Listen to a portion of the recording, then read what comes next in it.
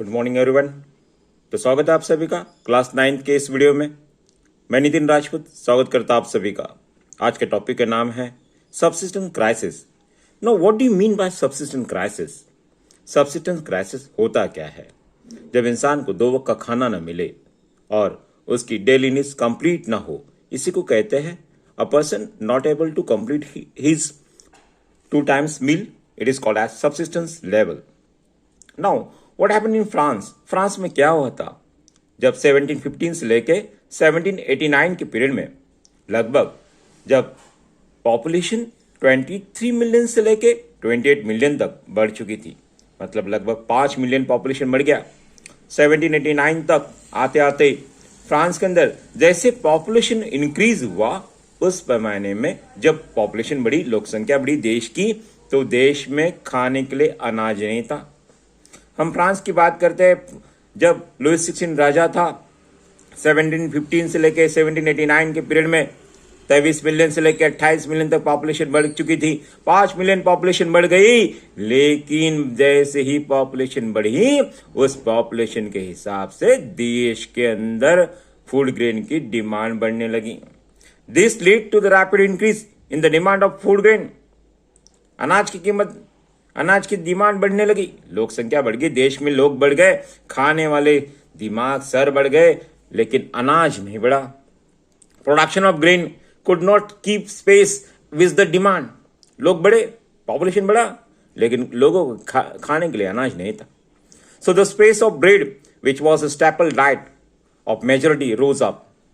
क्या था, बार बार यहां पे क्रॉप अच्छे न होने के कारण लोगों को अनाज नहीं मिल रहा था खाने के लिए, तो लोग ब्रेड खाने लगे। जब ब्रेड की डिमांड बढ़ी तो as what happen, as we know that price of the bread also increase. Bread की प्राइस भी बढ़ चुकी थी। Most workers were employed in labours in workshop, those owner fix their wages. कुछ वर्कर्स जो लेबर्स का काम करते थे वर्कशॉप के अंदर, जहां पे वे डेली वेजेस पे काम करते थे। देखो, एक तरफ पॉपुलेशन बढ़ रहा है, अनाज की कीमत बढ़ रही है, क्रॉप बार बार फेल हो रहा है, लेकिन वर्कर्स को अपनी तनख्वाह, अपनी wages, those worker are working in the workshop, जो वर्कर्स वर्कशॉप में काम कर रहे हैं, लेबर्स बोल के काम कर रहे हैं, उनकी तनख्वाह नहीं बढ़ रही है। Their wages are the same. Suppose एक वर्कर की हम बात लेते हैं, एक वर्कर, अगर कोई वर्कर लेबर जो फिक्स वेजेस पे काम कर रहा है, और जब वो अपने फैमिली के लिए अनाज खरीदने जाएगा, तो वेजेस तो उसका तनख्वाह तो उतनी ही है, लेकिन यहां फूड ग्रेन की कीमत तो बढ़ चुकी थी, ना ही वो ब्रेड खरीद पाएगा अपने फैमिली के लिए। Such a condition is too much bad. ये सिचुएशन काफी बैड है, वर्स है। But wages did not keep pace with the rise of prices. जैसे ही ब्रेड की कीमत बढ़ी, वैसे ही वर्कर्स का पेमेंट जो था वो बढ़ा नहीं। वर्कर्स का पेमेंट ये फिक्स वेजेस पे था। As a result, what happened? So the gap between the poor and the rich widened. समाज के अंदर गरीब लोग और रिच लोगों में, ये समाज में इस तरह से समाज 2 हिस्सों में बढ़ गई। Poor people became more poor and rich became more rich. अब एग्जाम्पल यही दिया है टेक्स्ट बुक के अंदर कि वर्कर्स जो थे वो और पुअर होते गए, और जो रिच लोग थे वो रिच और होते गए। फैक्ट्री का मालिक और रिच होता गया, बेचारा किसान वर्कर और गरीब होता गया। Things became worse whenever drought और हेल रिड्यूस द हार्वेस्ट। देखो ना, समस्या और गंभीर कब हुई? जब सूखा गिरता था या आसमान से ओले, हेल रिड्यूस द हार्वेस्ट। जो बिकी हुई रिपन फसल है, इस रिपन फसल को बार बार ये जो हेल है, या हेल जो आसमान से गिरता था, ये पूरे क्रॉप को बर्बाद कर देता था। The crop became fell just because of the hail, and this is known as subsistence crisis, something that occurred frequently in France. France में बार बार ये होता रहा। 1715 से लेके 1789 के बीच में, लगभग 74 ईयर्स के बीच में बार बार 5 लाख से पॉपुलेशन बढ़ चुका था।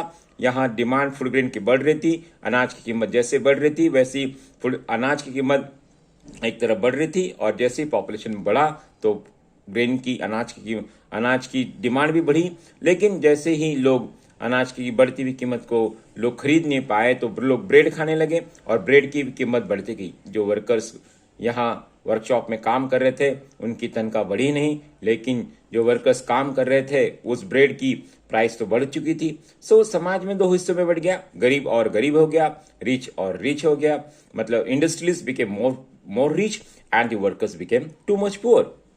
नाउ सी सिचुएशन और बैड कब हुई? जब रीपन क्रॉप फसल जब फील्ड में आ गई थी, उस समय बार बार आसमान से ओले गिरते थे, हार्वेस्ट ये पूरी तरह से डैमेज पूरा खराब हो रहा था, और इसी सिचुएशन को कहते हैं हम सबसिस्टेंस क्राइसिस।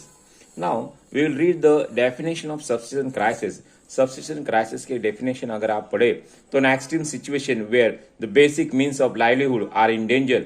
आप कहोगे कि सबसिस्टेंस क्राइसिस एक ऐसी सिचुएशन है कि जहां इंसान की 2 वक्त की रोजी रोटी उसे खरीद नहीं पाता है। जैसे पॉपुलेशन बढ़ा, ऐसे ही पॉपुलेशन में बढ़ती हुई पॉपुलेशन के साथ में उसकी जो कंडीशन है ये और भी वर्स होती गई, और इसी को कहते हैं subsistence crisis. Today I hope everything is clear to you कि कैसे 1715 से लेके 1789 के बीच में पॉपुलेशन 5 मिलियन से बढ़ा, और यहाँ लोग जो थे, वर्कर्स जो थे, इस सबसिस्टेंस क्राइसिस को लोग को फेस करना फेस करना पड़ा, क्योंकि और भी आसमान से गिरने वाले हेल दैट इज ओले एंड ड्रॉट, सूखा गिरता था या क्रॉप फेल हो गए, और उसके चलते लोग ब्रेड खाने लगे, लेकिन ब्रेड की कीमत भी बढ़ती गई।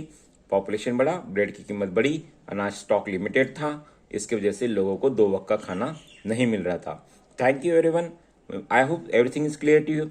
तो मिलते हैं अगले वीडियो में, तब तक के लिए बाय बाय। अपना और अपनों का ख्याल रखिए। Bye everyone.